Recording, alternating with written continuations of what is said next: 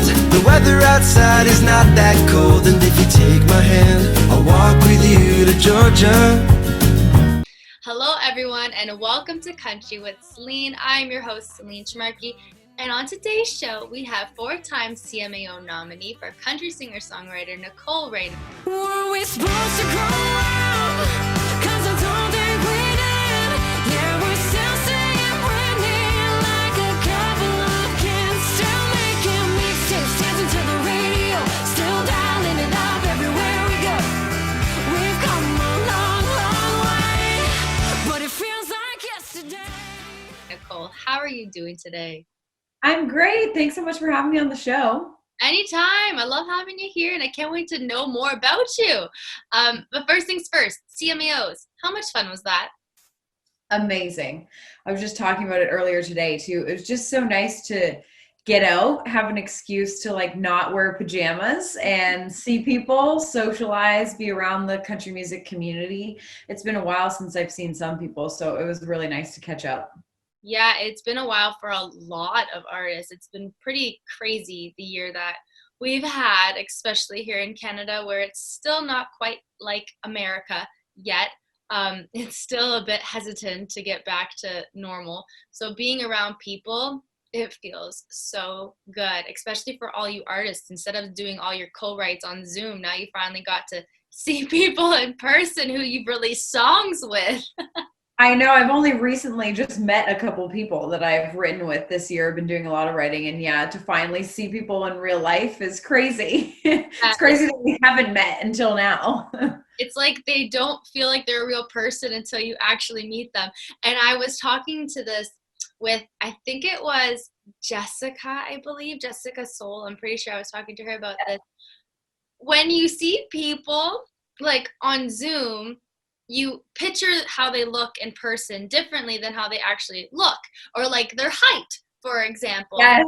So like when you finally get to meet people, like I've gotten to meet people, and some girls I'm like, oh my gosh, I didn't know you were this tall, you can model. And then some people I'm like, oh wow, you're a lot shorter than I thought you were. It's pretty Right? yeah. Right? I totally agree. I've done a couple shows lately and finally gotten to play with people in real life, and it's like, oh, you're so much taller than I thought. Yeah, exactly. And it's like I thought I would be the tall one, but I am Yeah. not the tall one. Now you have your latest single that you released, Feels Like Yesterday. That just hit 100,000 streams on Spotify. So you must be on cloud nine right now, because that's a pretty insane accomplishment. I'm feeling great. I'm feeling really great. I'm just so glad that the song is resonating with people and that they're listening to it. And I hope it's bringing back all that nostalgia vibes for people, and, you know, hitting any sort of, you know, streaming milestone on Spotify is amazing, especially because that's where listeners are these days, is listening to music online. So it feels good to see those numbers going up. Especially on Spotify, because a lot of people use Spotify more than Apple Music. I never really thought that people would be using Spotify a lot, but they do. It's pretty crazy. And their playlist on Spotify, I'm just going to put this out there, 10 times better than Apple Music. 10 times. Oh, yeah. Love to Apple Music, but I am a Spotify fan myself. Like, I listen to my music on Spotify as well. So that always means a lot to me when people are listening on there. Of course. I mean, I feel like eventually too, I might just hop the bandwagon and join you guys on the other side. But right now I'm comfortable where I'm at. And now your last album called Dig was released in 2016. So are you working on releasing a new one anytime soon? Yes. So, I mean, after that we had the EP All Woman, and now I'm kind of like in that deciding zone where it's like, do I want to do another full-length album? Do I want to do an EP? I mean, our attention spans these days are so short that it's, you know, people just want the next single. And so as an artist, it's difficult because having a whole album is so nice to be able to sort of tell your story as an artist and have, you know, 10 or more tracks. But I definitely already have a few singles out that like aren't on a project yet, don't have a home on the All Woman EP or on the Dig EP. So between Broken Boys, Sad Song, and Feels Like Yesterday, I'm already well on my way. Plus I have a few more already done that fans haven't heard yet. So I'm excited about those. So I'm definitely well on my way to another album. I'm hoping to get another one out in 2022. Oh, that's really exciting. 2022 is just around the corner. 2021 kind of flew right by us, like underneath our feet. We're in October. Like, what? I know. It's insane. I always feel like, you know, it's such a cliche, but like the older you get, the faster it goes. Like every year I'm like, okay, it was Christmas 5 minutes ago and now it's like Halloween again. Yep, it's really true. The older you get, the faster time flies. Like I don't even remember when I was like 8 years old. Like in that moment, it felt like forever. But now it's like, oh my God, like I only remember when I was like 17. I can't go back any further than that. Time flies, life flies by in the blink of an eye, and it's so true. That's why you got to live it up to its fullest now and live life with no regrets, because that's something you never want to do. I totally agree. I feel like the older we get, the more we appreciate that too. It's, you know, like you said, when you're young, it's like, it seems like forever, but it's really not. So you got to live it up while you can. And hopefully we'll all get to live it up in the real world together soon once everything's opening up, because I know that's been tough for everybody. It's like, feels like you can't get as much out of life right now, you know, through the computer screen, but we'll all be back there soon, I think. Yes, I know. Fingers crossed. Hopefully 2022 will be a much more normal year than we've had these past 2 years. Now the CCMAs are coming up. Are you going to the show? I sure am. I'm excited. I've been going to CCMA week for, almost 10 years now, I think. And it was so sad last year to not have it and not be able to see our whole, you know, Canadian country music family. So I will definitely be there with bells on. Oh, that's awesome. Well, I'm excited. I'm aiming to be there, so hopefully I get to see you, because we literally just missed each other at the CMAOs. You went one day, and I was gone. I was like, oh, shoot, I missed so many of you guys. But the CCMAs, hopefully that's a time to make up for all that time that I lost at the CMAOs. Now, have you figured out an outfit that you're going to wear? You know what? Not yet. And I'm usually an ahead of time person. Like a couple weeks before, I'll definitely be thinking about it. But I have to admit, I have done a lot of shopping while stuck at home, because that's been my therapy during, you know, quarantine. I was like, oh, I'll just, you know, shop online and make myself feel better. It always feels good when you have like a delivery at your door. So I have a lot of choices, so I'll have to definitely sit down and figure out what I'm going to wear. I think all of us just like splurged all of our CERB money on clothes. That's right. I mean, we're putting it back into the economy and supporting businesses, but yeah, I definitely felt like sad when I didn't have a delivery on the way. I know, when you get a delivery to your house, like when you know a package is arriving, it's just like, ooh, cool. Right? You get all giddy, like you get all happy. I know. My boyfriend's always rolling his eyes because he's like, oh, another package for you at the door. Another one. My aunt recently, I think she got an award because of how much she spent on Amazon. So they sent her like a free prize, or I can't remember what it was. But wow. Yes. So that's dedication to shopping. Yeah, right? Okay, so I want to talk about the aesthetics of your Instagram. I'm pretty sure people have probably brought it up to you before, but I want to bring it up because I really want to know. It's all purple. What is the reasoning behind this? Even your hair, I noticed too, is purple. I'm guessing that's your favorite color. It sure is. Well, actually, it was funny. I was just telling the story the other day too. It started out because when I was younger, I actually didn't have a favorite color. Black was always my favorite color. And people were like, when you're little, they're like, that doesn't count. Like, that's not a real color. Like, you have to pick an actual color. And so I really wasn't a colorful person or a colorful kid. And so purple was the only one color I ever kind of gravitated towards. It was just like, a step away from black. And in terms of branding for my career, it definitely started with the hair. So I think it was maybe 7 or 8 years ago. I just always kind of felt like my hair didn't suit my personality.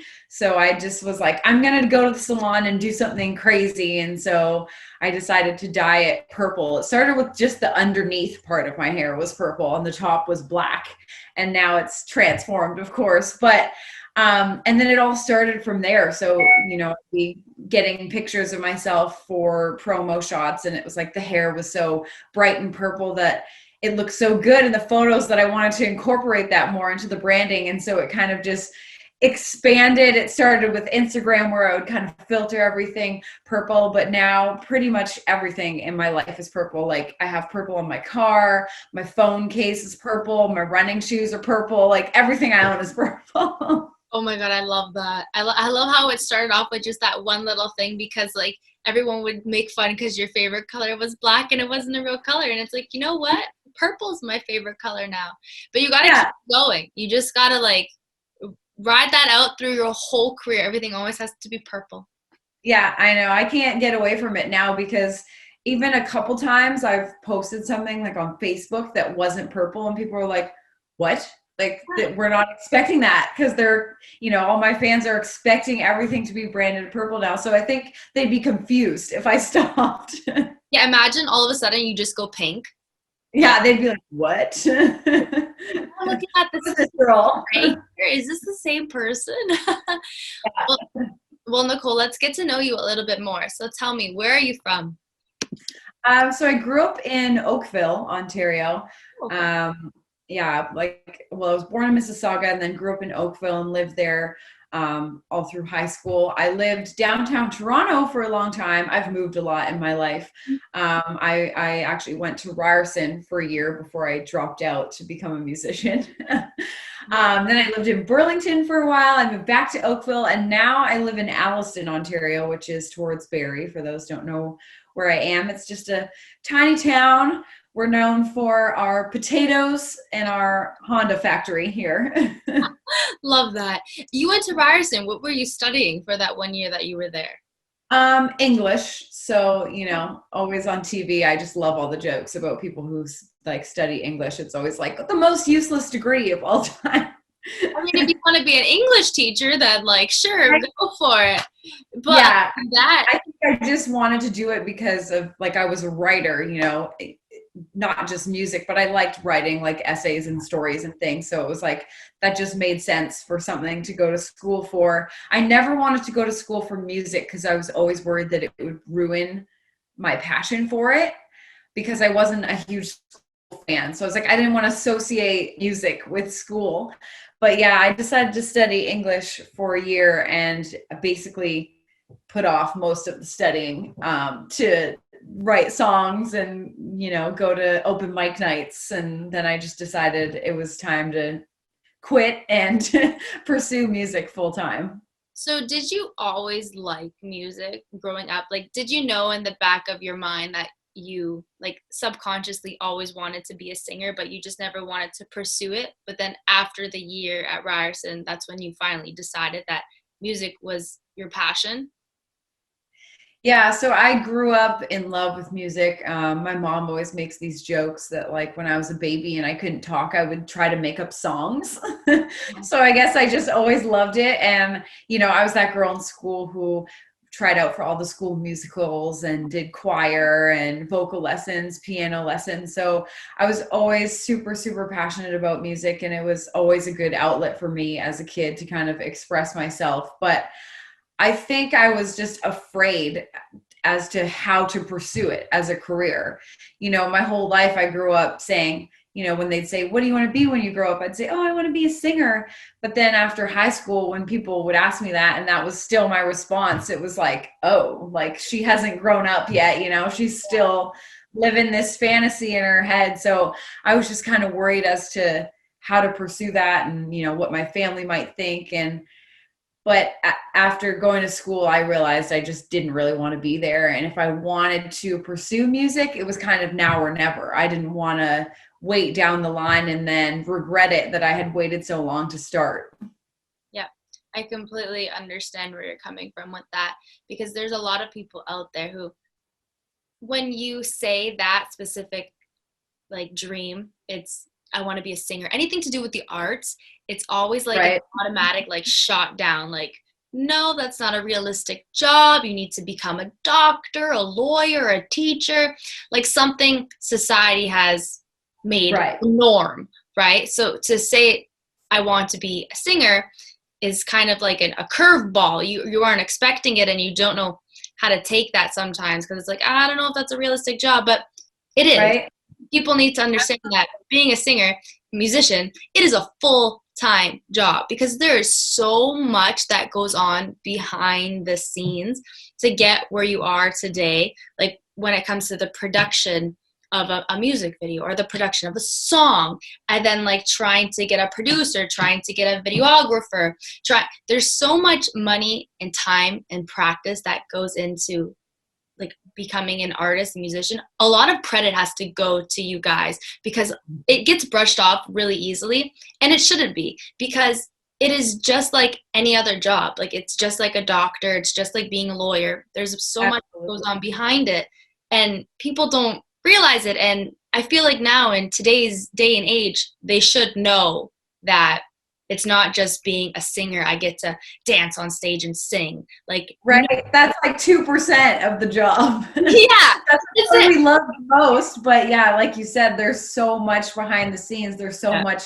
to do with the business aspect of being a singer, and learning all those things, and learning social media, and learning marketing, and learning, who to trust to work with on your team, and things you have to do every day that people never listening to your music would see that aspect of the job, but that, you have to get done all the time. Yeah, because there's marketing, just like you said, social media. And majority of the time when you're starting out, you don't have other people doing it for you. You're doing it yourself.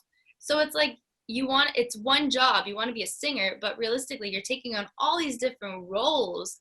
When if you wanted to become a teacher, your only role would be to learn how to become a teacher. But if you want to be a singer, you need to know like all the different aspects behind like the business of things. And it's a lot to comprehend and to understand sometimes too. So kudos to you, Nicole, for sticking with it of yours and pursuing it. Like a lot of credit goes to you. And now I want to also touch on influences, because I'm always curious to know, who'd you grow up listening to? Oh man, I was all over the map as a kid. Because people always ask, were you always a big country fan? And yes and no, because I grew up listening to some country, but I grew up listening to everything. I was always drawn to lyrics. That was always important to me. People who felt they were honest with their lyrics, people who told a story. So, anyone from Kelly Clarkson to Linkin Park to Eminem to Shania Twain. I mean, I really was, like I said, all over the map with my listening, but that was always important to me. Artists who had a story and who really said something with their music was always the music I loved. Yeah, storytelling. And that's essentially what country music is too. So you fell into the proper genre here. You really did. Right. And I know, and it was always hard when I started out, because it was like, because I liked so many different genres, it's how do I pick, where does my music fit? And I think, like you said, storytelling is such a huge aspect of country music. That's really what it's all about. And so with that being so important to me, it was easy to fall into that genre, but I love pulling instrumentally from other genres as well, because, I still appreciate so many different kinds of music. Yeah, and a lot of genres are like intertwining nowadays too. Like you would, so cool. it honestly is very cool. Like there's rap country now too. Like right. And there's also, I don't know if you knew this, I didn't know this, there's French country. Like what? Yeah, I know, right? There's artists from Montreal who are French speaking. They write songs, like country songs, in French. It's like, whoa, that is like next level. Like, I feel like I want to hear it. I've honestly, to be honest, I have not heard it yet, but that is something that like It's pretty cool. I mean, I obviously haven't been exposed to too much of it either, but the CMAO Ontario has done a great job about including artists from Quebec as well. And hearing some of them on the stage the past couple of years has been so cool. Like you said, it's so interesting to have crossover, musically, but even, language wise, to have French country music is pretty cool. I know. I mean, it's 2021. I feel like in our day and age, anything is possible, like realistic. Absolutely. Anything. Now, Nicole, we're going to play a little game. I'm going to ask you a couple of questions and then answer them, okay? Okay. Okay, so I want to know your most embarrassing story. I feel like you might have a good one. I wish I had a better one. So I've been asked this a few times, and like, I wish I had like something really embarrassing at the ready, but I will say this. My mind is like I'm super anxious and I like overthink things all the time. I think a lot of artists do. And so for me, like the tiniest thing that isn't even anything is embarrassing to me. Like if I like use the wrong word in conversation with people and like somebody could point it out, or nobody even says anything, but like I realize later that I looked like an idiot for saying the wrong thing, I will be thinking about that for like a month. Like a month later, I'll like not be able to sleep because I'd be like, oh, that conversation was so embarrassing. I was such an idiot. So those are the things that get me. Like luckily nothing too crazy has happened to me because I'd probably be up for a year like not sleeping. But like those tiny little things get me and I overthink them a lot. Being an overthinker is the worst thing, I swear, that anybody can like have. Right? I mean, I guess it's beneficial sometimes because I always think it helps with like organization because I've like thought out everything. So, it helps you like put a plan together. But then, yeah, it definitely keeps you up at night. Yeah, I know. It could be like the smallest thing, like you said, and in a couple months it comes back to you and you're just like, oh, why did I do that? That is, it's true though. Like I understand where you're coming with that. And yeah. It's very, very accurate. Okay, next question. Most memorable moment. Oh my goodness. I have so many, but one of my most memorable things ever is being on the stage in Shanghai, China. I've been over there a couple times to perform now, but even just the first time doing that was unbelievable. I just couldn't believe that people on the completely other side of the world like cared about my music and like were there to sing along and dance along, even though I'm this person they don't really know. That's amazing. Yeah, it was insane. Wow, that is the other side of the world, like completely. Right? Music travels. It like music connects people so much. Like your songs that you write here in Canada travel all the way to China. People in China listen to it. You perform a concert, they come out. Like never in your wildest dreams would you actually think in China. Because I mean the States, sure, because they're right next to us. But to go all the way over there, that's amazing. That is a huge accomplishment too. Like it's such a surreal feeling. Absolutely. It was crazy. I still can't believe it sometimes. Now pinch me. Like pinch me, I'm dreaming. Seriously. And now who's someone that you look up to? Oh my gosh. Well, I mean, aside from musical influences, because I have a lot, but when I hear this question, I always think my mom immediately is like the first person that comes into my mind. She is not musical at all, so it's not, in that realm, but she's just such a strong woman and, she's always taught me the right things and how to believe in myself and always been a huge supporter. And, I feel like, Gilmore Girls, if anyone's a fan and watches that, when like Rory gives her speech when she's graduating about like how she's always wanted to be her mom and that's who she looks up to. That's how I feel about my mom. My God, that made my heart. That was so sweet. That you reminded me and my mom. That's like something I would have said. Gilmore Girls, I've always wanted to like actually finish it. I can't finish it, but It looks Get going, girl. You need to, especially if you love your mom. Like, this is a show you need to watch. I know, and it's been just me and my mom too. So it's like I feel like that show was written for me to watch. Well, now that it's fall, this is the perfect time to have a Gilmore Girls marathon. Anyone who's a fan always like restarts it in the fall. So you're right now, just get going. So I think I'm gonna start. I think I'm gonna start tomorrow. Tomorrow I have a free calendar. Yes. So. Well worth it. Yeah. And now my last one for you. Who is your dream collaboration? Ooh, tough one, because there's so many. There's particularly a lot of Canadians I would love to collaborate with at some point in time. But thinking big and on a huge scale, somebody that I would love to collaborate with is Maren Morris, because I absolutely love her voice. I love her writing. I love that her style of country is so different and outside the box and isn't, necessarily traditional. And obviously my music, goes that way as well. And so I think it would be really cool just creatively to work with her, but also just like such a dream to sing with her on stage and have, our two types of music come together. I feel like your personalities too would just like be like this. Like you guys would just be like, I hope so. She seems super cool. So yeah, I know she seems super cool and you are super cool. So I feel like it would work out so great. She's such a talented artist too. Like and Ryan Hurd too. Her hubby is a hubby and he's good. that kid of theirs is going to be like super hot and talented. Oh my God. Their kid is going, both of their good looks and then talented too. Like that kid is golden. He's going to be a golden. Right? Watch out, ladies. Yes, honestly. Too bad we weren't younger because I know. we're too old now.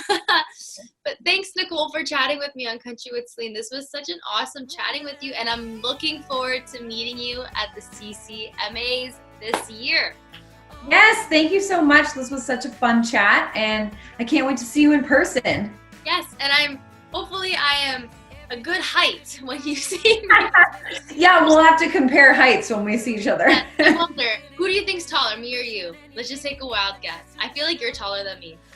I'm going to guess me, but I don't know. I feel like because you said earlier you were taller than some people, it could be close. Very close. I mean, when that happens, we'll take a picture and everybody that is listening to this will see who is. Yes, stay tuned. Tomboy, thick skin, rough